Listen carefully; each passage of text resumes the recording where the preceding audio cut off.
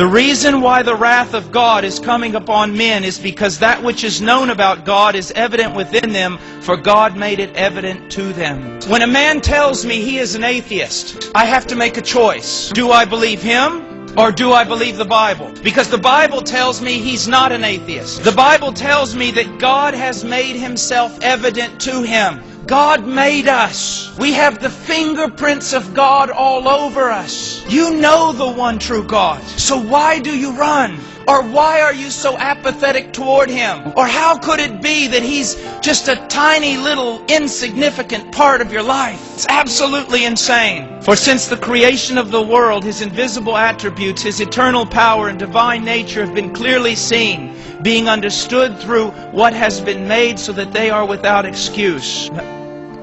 Now I want you to understand this.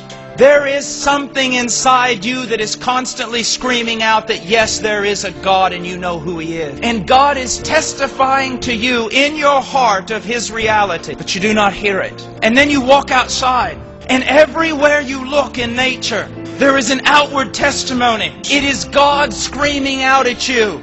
He is saying, you know me. You know the one who made this. Come to me. Turn to me. Do not be lost. Some of you say, well, Brother Paul, I look out and I see all kinds of chaos also. I see pain and suffering and futility. There's an answer for that. Genesis chapter 3. That God made man good. And God put man in a perfect world. But man disobeyed God. And when he fell, he took the entire world with him. If you look at Genesis chapter 3, you see God's judgment upon fallen man. For the man, it says that he will work and labor in futility. Gentlemen, have you ever experienced that? Students, do you ever experience that? You're studying to get your degree, but every once in a while you get up in the morning and you just feel totally and completely hollow. Everything seems futile and useless. And you even wonder why you're alive.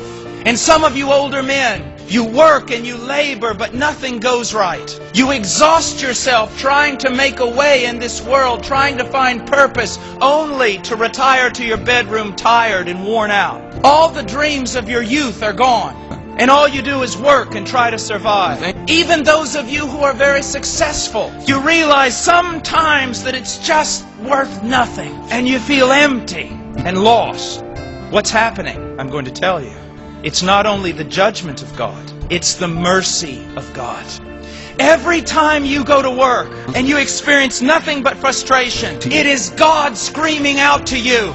You are fallen, fallen, fallen. You are broken. You are sinful. You are separated from me. You need a Savior. You need my Son. It says also that because of the sin of man, the woman would bear great pain in childbirth. And according to my wife, that is a terrible judgment. But also it is an act of God's mercy. With every pain in childbirth, God is screaming out to you, you are fallen, you are fallen, you are fallen. You need a Savior. God does not cry out to you about your sin just to make you feel horrible. God does not tell you about your lostness just so you will stay lost. God tells you about your lostness and your sin so that you will come to a Savior. He has left His fingerprints all over you so that you would know that He made you. In a sense, He put His laws in your heart so that you would know His will. And He gives you a conscience so that every time you break His law, it screams out to you, you are sinful, you are sinful, you are sinful. He has surrounded you with the beauty of creation so that every time you look at it, you see that there is a God. A God who is good. A God who is beautiful. A God who is willing and powerful to save. And then every once in a while, He sends a preacher or a Bible tract or something telling you, please listen. Why will you die? God does not take pleasure in the death of the wicked. Turn to Him. All the ends of the earth, look to Him and be saved. Because without Him, you have nothing. Those of you who are young, you strong young men, very soon you will be so weak someone will have to carry you to the bathroom. You beautiful young girls, very soon all of you will be terribly ugly. And no one will want you.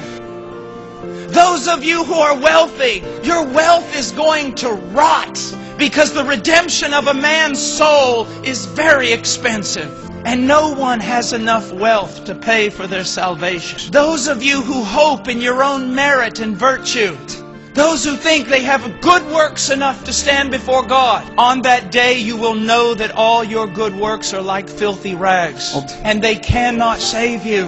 And those of you who take great pride in your church and in your religion will discover that neither your church or your religion was strong enough to save you. Think about your own life. Think about your own sin. Is it not true that you have thought things so sinful that you could not share them with your closest friend? Is it not true that you have done things so shameful that if they were made known here tonight, you would run out of this village and never show your face here again? You know it's true. You've done it. You've thought it. You've said it. Even if your best friend knew some of the things you have said about him or her, they would no longer be your best friend. You are sinful. You are fallen. You are broken. You are sinful. You are separated from me. You need a Savior. God is screaming out to you, you are fallen, you are fallen, you are fallen. Why will you die? God does not take pleasure in the death of the wicked. You need a Savior. God does not cry out to you about your sin just to make you feel horrible. Turn to Him.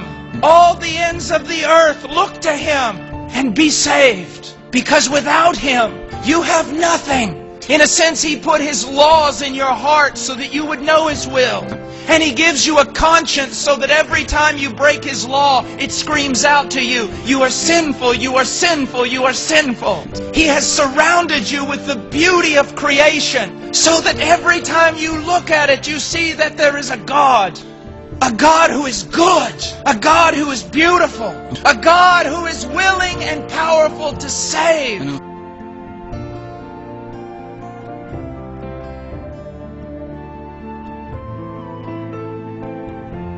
Why will you die?